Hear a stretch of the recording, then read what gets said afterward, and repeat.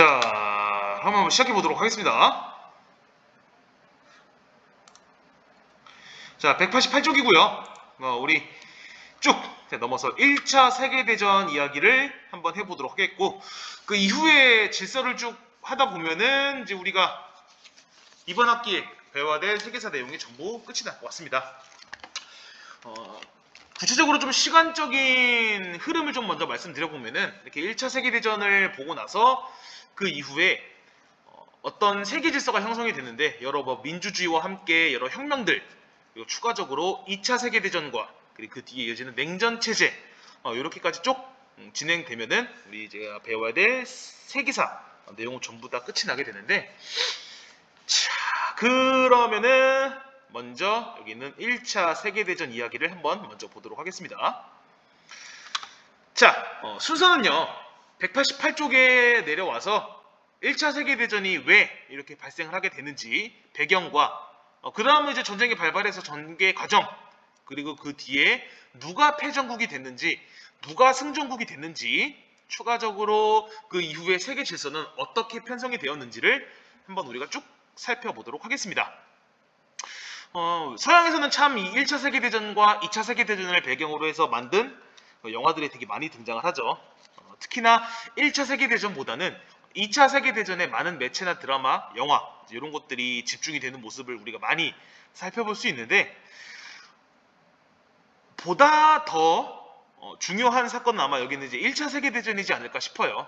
왜 그러냐면은 이전에 없었던 전쟁 양상이 1차 세계대전부터 새롭게 등장을 했었거든요.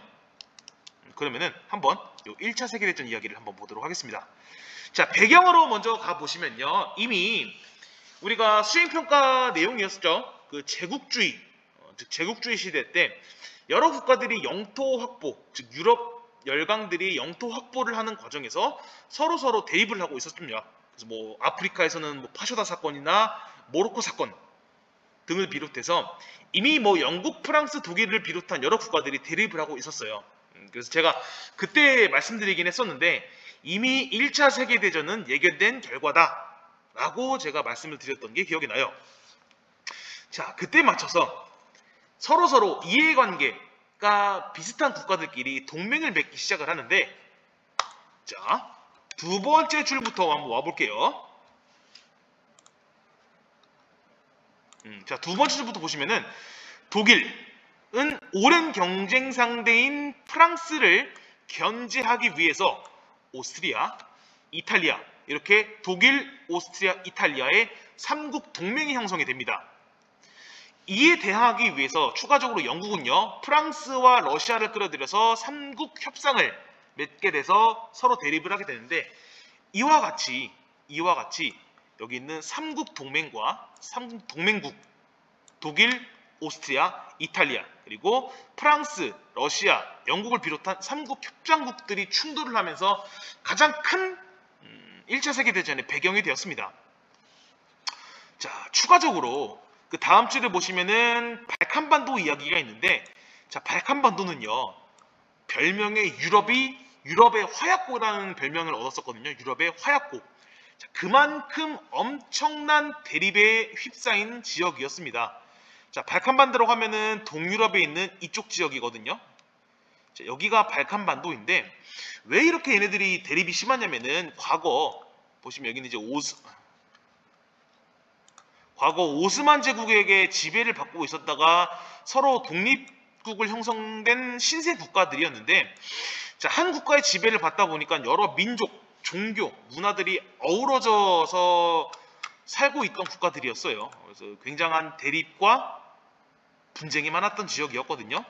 자, 거기다가 더해서 여기 3국 동맹과 3국 협상국들이 추가돼서 이제 민족 전쟁까지 펼쳐지게 돼요. 그래서 독일과 오스트리아를 비롯한 게르만족과 그리고 러시아를 필두로 한 슬라브족, 이렇게 범게르만주의와 범슬라브주의라는 민족적 대립까지 함께 형성이 되면서 이 세계대전, 즉 유럽 국가들이 서로 으르렁 거리기 시작을 했고, 여기서 누가 하나 딱 건드리면 바로 일종의 여러분들 말로 현피라고 하죠. 전쟁이 시작되어도 이상할 거 없는 그러한 세계 상황이었습니다. 그러한 상황에서 서로 이제 불타기 직전에 그 화약을 누가 불을 붙이게 되는데, 그 사건은 189쪽으로 한번 넘어가 볼게요. 자, 189쪽으로 넘어가 보면은 바로 여기에 있는 사라예보 사건이라는 게 발생을 해요. 자, 이거는 아까 우리가 위에서 봤던 발칸반도에 있던 도시 이름인데, 즉 보스니아의 수도였어요. 근데 여기를 방문한 오스트리아 헝가리 황태자 부부가 세르비아 청년에게 총살, 즉 암살당하는 사건이 발생을 합니다. 자, 이 사건을 계기로 해서 오스트리아는요, 저기 발칸반도에 있는 여러 국가들에게 선전포고를 합니다. 근데 이제 오스트리아의 반대편에 있었던 러시아가 오스트리아에게 다시 전쟁을 선포를 하고요. 거기에 추가적으로 각각 동맹국과 협상국이었던 독일, 영국, 프랑스가 전쟁에 참여를 하면서 유럽에서 시작된 이 전쟁이 1차 세계대전으로 확대가 되게 됐습니다. 자, 1차 세계대전 뿐만 아니라 2차 세계대전도 마찬가지인데요. 1차 세계대전에서 이렇게 큰 영향을 미쳤던 국가는 바로 독일이었습니다. 독일. 자, 독일이었는데 독일의 작전은 뭐였냐면요, 이거였어요. 자, 단기간에 전쟁을 끝내려고 했습니다. 단기간에. 자, 그래서 위로 한번 지도를 볼게요. 자, 188쪽 지도를 보시면요, 자, 독일이 여기 있죠. 자, 독일과 지금 대척점, 즉 대립에 있는 국가는 러시아, 프랑스, 영국인데, 지금 위치만 봐도 지금 독일이 가운데 이 3국에 의해서 둘러싸여서 굉장히 위험한 상황이었어요. 그래서 독일은 스스로 전쟁을 빨리 끝낼 목적으로 작전을 세우게 되는데, 러시아는 조금 본토보다 멀리 있고 오는 그 속도가 조금 굼뜬다는 정보를 받고 나서 옆에 있는 프랑스와 영국의 전함을 먼저 격파하겠다라는 계획을 세웠어요. 그 뒤에 프랑스를 먼저 제외를 하고 이후에 러시아를 공격을 하겠다라는 계획을 세웠어요. 그래서 독일은요, 크게 이 전쟁을 6주 안에 끝내겠다라는 계획을 세우게 됩니다. 자, 그런데 6주는 더 지나서 이 1차 세계대전은 4년 동안 진행이 된 굉장한 지루하고도 참혹한 전쟁으로 치닫게 됩니다. 이 독일의 작전은 여기서 더 이상 통하지 않고요. 각국의 국경선에서 계속 왔다 갔다 하는 일종의 전쟁 장기화 양상이 펼쳐지게 돼요. 자, 그게 왜 그렇게 되냐면은 바로 참호라는 새로운 전술이 등장을 하고 신무기가 등장했기 때문인데, 그 내용을 이어서 쭉 볼게요. 자, 그러나 독일군의 공격은 연합국, 즉 영국, 프랑스, 러시아의 3국 연합의 완강한 저항에 막혀서 전쟁은 장기화로 치닫게 됩니다.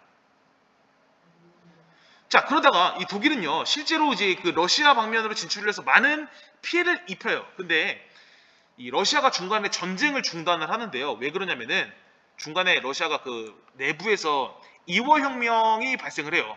혁명이 발생을 해서 더 이상 전쟁을 못하겠다라고, 우리는 전쟁을 포기한다라고 선언을 했고요. 점차 이 승기는요, 독일로 이렇게 넘어가는 게 아닌가 하는 그 찰나에 어떤 사건이 발생을 해요. 자, 뭐냐면은 영국이 이제 독일을 봉쇄할 목적으로 바닷가, 그 영국 근처 바닷가를 딱 봉쇄해서 이제 독일의 보급선을 이제 끊어 놓으려고 했지만은, 독일이 그때 이 작전에 대비해서 잠수함까지 만들어 버립니다. 자, 잠수함까지 만들어서 독일이 무제한 잠수함 작전을 전개를 했는데, 여기서 문제가 발생을 합니다. 무슨 문제가 발생을 하냐면은 이 잠수함 때문에 미국인이 조금 피해를 입어요. 자, 무슨 소리냐면은 밑에 잠깐만 내려가 볼게요. 원래는 1차 세계대전에 미국이 참전국이 아니었거든요. 근데 미국이 참전을 해버립니다. 자, 뭐냐면은 1915년 5월 영국의 여객선 루시타나우가 독일의 잠수함에 공격을 받아서 침몰을 합니다. 근데 그 사고로 약 1200명이 사망을 하는데, 그 가운데 이 문제죠. 128명이라는 미국인이 타고 있었던 거예요. 그래서 이 거대한 미국인들이 이렇게 사상을 하자 미국 내부에서 우리도 1차 세계대전에 참전을 해서 이렇게 피해 입은 미국인들을 복수해줘야 된다라는 여론이 굉장히 많이 떠오르고 있었습니다. 자, 이러한 여론에 힘입어서 미국이 영국, 프랑스, 러시아, 연합군 방면으로 참전을 하게 됩니다. 자, 그러면서부터 전투의 승기가 점차적으로 미국을 필두로 한 영국과 프랑스 쪽으로 건너가게 돼요. 자, 그래서 독일은요, 그 뒤로 조금 이제 한계를 맞게 되는데, 물자적으로나 인적적으로나 자원적으로 너무 힘든 독일이요, 그 내부에서 또 병사들이 혁명을 일으키게 됩니다. 이것도 이제 뒤에서 같이 배울 건데, 그래서 그 혁명으로 인해서 새롭게 등장한 독일 정부가 항복을 선언을 해서 길고 긴한 1차 세계대전이 4년 만에 막을 내리게 돼요. 자, 4년 만에 막을 내리게 되는데, 여기서 제가 초반에도 말씀드렸다시피 이 1차 세계대전은 이전과의 전쟁과는 완전히 다른 전쟁 판도를 만들어 버렸어요. 자, 첫 번째 뭐냐면은 모든 국가의 인적 자원, 물적 자원을 쏟아붓는 총력전을 벌이게 됩니다. 그러니까 이제 이 전쟁 하나에 올인을 한다는 거죠. 전쟁에 올인을 해버리고요. 자, 추가적으로 비행기, 탱크, 독가스 이러한 신무기가 등장을 하고 참호전, 즉 땅을 파서 군인들이 거기서 숨어 있어서 소규모 전쟁을 하는 그러한 전술 전략이 떨어지게 되면서 이 전쟁이 굉장히 장기화되어 버렸죠. 장기화되면서 가장 컸던 거는 탱크 그리고 전투기 이런 비행기를 통해서 대량 살상이 가능해지게 됐어요. 대량 살상. 이전에 없었던 대량 살상이 가능해지면서 전쟁의 피해도 그만큼 확대되면서 엄청난 참혹한 양상을 벌이게 됐습니다. 그것이 1차 세계대전의 그 양상이라고 보시면 되는데, 자, 그 뒤에 191쪽, 즉 1차 세계대전의 양상이었던 그림들을 한번 볼게요. 자, 보시면은 1914년 아까 봤었던 사라이버 사건으로 인해서 1차 세계대전이 발생을 합니다. 자, 그 뒤로 러시아 혁명 이후에 독일의 무제한 잠수함 작전으로 미국이 참전을 하고요. 그리고 독일이 최초로 항복을 하면서 약 4년간 걸친 1차 세계대전이 막을 내리게 돼요. 근데 유럽 전 국가뿐만 아니라 여기는 이제 아시아의 많은 국가들까지 참전을 했었거든요. 그래서 이런 피해는 거의 전 세계적이었죠. 자, 전 세계적인 피해와 함께 자, 밑에 보시면은 새로운 무기, 이런 비행기, 그리고 탱크, 독가스 이런 것들이 등장을 하고요. 전쟁의 그 4년 동안 전쟁이 장기화되는데 가장 큰 영향을 미쳤던 건 바로 여기는 이런 전략이었습니다. 참호전. 즉 너무 많은 비행기와 이런 탱크로 대량 살상이 가능해지니까는 병사들이 직접 막 올라가서 싸울 수가 없었어요. 그래서 자, 왼편에 여기 그림 보시면은 병사들이 이렇게 직접 땅을 파요. 땅을 파서 여기서 숨어 있다가 잠깐 나가서 전투하고 또다시 숨고 전투하고 숨고 이러한 전략 전술이 반복이 된 거죠. 4년 동안 이렇게 싸웠어요. 뭐 외람된 말이긴 하지만은 우리 남자친구들 같은 경우는 웬만하면 다 군대를 가겠죠. 가시면은 맨날 많이 삽질을 할 거예요. 삽질. 그 삽질을 하는 주된 이유 중에 하나가 바로 여기는 참호를 파기 위한 삽질이 가장 많습니다. 1차 세계대전에서 처음으로 등장한 이 전술이 우리 6.25 전쟁도 쓰이고 아직까지도 쓰이고 있는 그러한 전략 전술입니다. 이러한 새로운 모습들이 등장했던 것들이 바로 여기는 1차 세계대전이고요.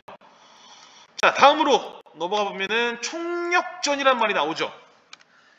그러니까 잠깐 이루어지는 전투가 아니라 그 모든 국가의 자원과 인력을 다 쏟아붓는 올인을, 어떻게 보면 일종의 올인을 하는 전쟁이 되어버린 거죠. 그래서 유럽에서 시작된 전쟁이고 유럽에서 끝난 전쟁이긴 하지만은 이런 식으로 이런 부족한 자원들을 식민지로 충당을 하고요. 또 다른 이 병사들이나 인력 보충 문제를 또 식민지로부터 착취를 하게 돼요. 그래서 뭐 거의 전 세계 모든 국가들이 참여하게 되는 그러한 큰 전쟁이 되었죠. 그래서 뭐 여기 보시면 인도인도 참전을 하고요. 이런 보급 문제로 인해서 많은 군수 공장들이 생겨나고요. 그래서 뭐 이렇게 나오죠. 1차 세계대전의 경과 총력전의 양상을 보인 이 1차 세계대전은요. 이전의 전쟁과는 비교할 수 없는 피해를 남겼대요. 그래서 거의 800만 명의 군인이 죽었고 거의 1000만 명 이상이었어요. 질병뿐만 아니라 대량 학살까지. 이런 결과가 나온 게 바로 1차 세계대전이었고요. 2차 세계대전은 더욱더 참혹했죠. 왜 그러냐면은 요거 여러분들 헷갈리시면 안 되는 게 핵폭탄이 최초로 등장한 거는 2차 세계대전입니다. 그렇게 보시는 2차 세계대전까지 등장을 해버리는 핵폭탄까지 등장해버리는 바람에 2차 세계대전의 결과는 더욱더 참혹할 나위가 없었지요. 자, 뭐 이렇게 1차 세계대전이 마무리가 됐는데 그 뒤에 이어서 192쪽으로 넘어가 보시면요. 1차 세계대전 이후에 생겨난 새로운 국제 질서, 즉 세계 질서를 한번 살펴보도록 할게요. 자, 어쨌든 간에 기나긴 전쟁 끝에 연합국, 즉 영국, 프랑스, 러시아를 중심으로 승전국이죠. 그래서 세계 질서를 주도하기 위해서 프랑스 파리에 모였습니다. 그래서 그게 프랑스 파리의 강화회의, 파리에서 회의를 맺혀서 이런 내용들이 제기가 돼요. 민족 자결주의나 비밀 외교 금지. 요거는 그때 당시 미국 대통령 윌슨이 제창을 하게 되는데, 자, 이 민족 자결주의는 무슨 내용이냐면은 각 국가, 민족, 그러니까는 뭐 독일이면 독일, 대한민국이면 대한민국, 그 국가들의 운명이나 혹은 결정 내용은 어떤 국가들의 간섭이 아니라 스스로 결정할 수 있는 권리가 있다라는 내용을 담긴 내용이었거든요. 민족 자결주의. 자, 그래서 이 민족 자결주의의 영향을 받아서 우리나라에서 3.1운동이 발생이 되게 되죠. 이런 식으로 뭐 평화를 주장하는 내용이처럼 보이지만은 실제로는 삼국연합국, 즉 영국, 프랑스, 러시아를 비롯한 미국, 이 승전국들의 이익을 챙김과 동시에 패전국이었던 독일을 강력하게 압박하고 보복하려는 측면이 굉장히 강했습니다. 양날의 칼이죠. 밖으로는 평화를 표방하지만은 실제로 그 내부로 가보면은 패전국인 독일을 강력하게 압박하고 보복하려는 성격이 굉장히 강했습니다. 그래서 이때 여기 파리 강화 회의에서 맺은 조약이 바로 베르사유 조약인데 독일에게 굉장히 좋지 못한 조항들이 굉장히 많아요. 그래서 이 베르사유 조약 내용을 밑에 탐구 활동의 내용을 좀 더 살펴볼게요. 자, 딱 보시면 알 거예요. 독일은 식민지에게 독일은 이제 이 해외 식민지를 모두 연합국에게 넘긴다. 독일은 또 영토를 넘긴다. 독일은 군비를 축소시킨다. 그리고 군사도 축소시킨다. 잠수함 비행기도 보유할 수 없다. 엄청난 금액의 전쟁 배상금을 지불한다. 등등. 이거보다 더 있었거든요. 자, 이런 식으로 독일을 복수하려는 보복적인 성격이 굉장히 강한 조약이었어요. 그게 바로 베르사유 조약이었습니다. 자, 그래서인지 몰라도 2차 세계대전도 여기 있는 독일에서부터 먼저 시작이 되거든요. 뭐 독일 입장에서 또 보시면은 이게 또 나름대로 어쩔 수가 없었던 것 같아요. 너무 많은 압박과 그리고 군비를 제한시켜 버리니까는 더 이상 발전할 수 없는 국가 상태가 되어버려서 스스로 이를 조약을 또 무시를 하고 군비 확장과 더불어서 그때 마침 등장했던 히틀러의 군국주의가 등장, 즉 전체주의가 등장하면서 이전에 또 돌이킬 수 없는 2차 세계대전이 또 시작이 되죠. 자, 이렇듯 이 베르사유 조약으로 인해서 새로운 국제 질서가 형성이 되는데, 자, 요거를 우리가 이렇게 부릅니다. 베르사유 조약에 따라서 새로운 국제 질서를 베르사유 체제라고 해요. 말씀드렸다시피 평화 유지 목적으로 했지만은 패전국, 즉 독일에게 보복적인 성격이 굉장히 강했던 조약이라고 생각해 주시면 되겠습니다. 뭐 다음 추가적으로는요, 이후에 이와 같은 1차 세계대전과 같은 국제 분쟁, 이거를 평화롭게 해결하기 위한 국제연맹이 설립이 됐는데, 아마 국제연합은 좀 여러분들이 들어보셨을 법도 한데, 국제연합은 2차 세계대전이 끝나고 나서 이 국제연맹이 새롭게 탈바꿈한 단체고요. 어떻게 보면 국제연합, 즉 유엔의 그 전 단계에 있던 단체라고 보시면 돼요. 근데 뭐 처음 설립된 단체라서 문제가 좀 많았어요. 이런 소련이나 미국의 강대국들이 참여하지 않았고요. 현재 국제연합 평화유지군처럼 이 분쟁을 막을 수 있는 군사적인 수단도 없었습니다. 문제가 많았고 뭐 몇몇 국가들은 이제 전쟁을 하지 말자라는 부전조약, 즉 안일 부자의 전쟁 전자를 쓰는 이 조약 이름을 체결하면서 이제 평화의 시대가 도련하나 보다라는 많은 생각들이 펼쳐지다가 밑에 있는 독일에 의해서 다시 한번 2차 세계대전이 진행이 되죠.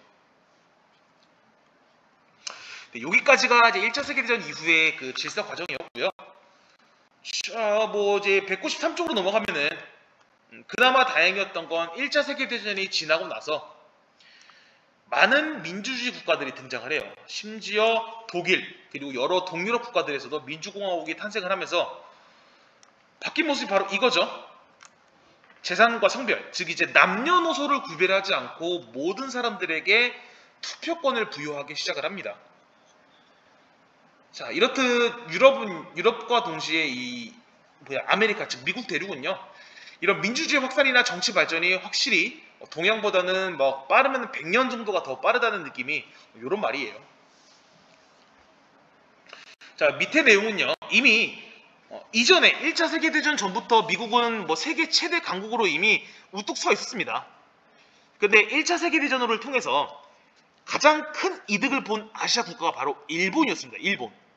일본이 이전에 이미 영국과 동맹을 맺으면서 1차 세계대전의 승전국으로 참전을 하게 돼요. 그래서 밑에서 세 번째 줄 보시면은 일본은요, 그 사이에 있다가 이제 독일이 가지고 있던 여러 이권들을 일본이 싹 가져가게 돼요. 그래서 본격적으로 일본이 국제 무대에 등장하게 되는 그러한 시기가 온 거죠. 자, 다음 주 보시면 이제 그렇게 해서 너무 많은 일본이 커서 여러 뭐 독일이라든지 러시아 그리고 뭐 영국에게 견제를 받긴 하는데, 또 우리가 1학기 때 배웠죠. 일본이 러시아도 격파를 하게 되면서 2차 세계대전에서는 완벽한 큰 활약을 하게 되죠.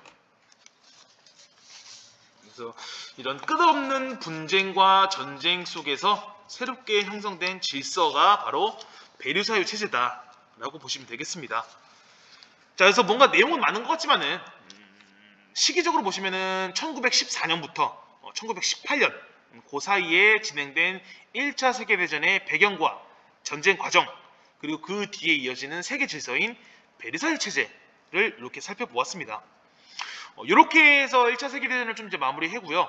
다음 시간에는 그 1차 세계대전에 있었던 러시아 내부에 있었던 혁명과 독일의 혁명, 그리고 아까 제가 말씀드렸던 윌슨의 그 민족 자결주의에 의해서 우리나라에서 발생됐던 3.1운동을 비롯한 여러 각 국가, 아시아 국가들의 독립운동이 있거든요. 이제 그거를 추가적으로 함께 살펴보도록 하겠습니다.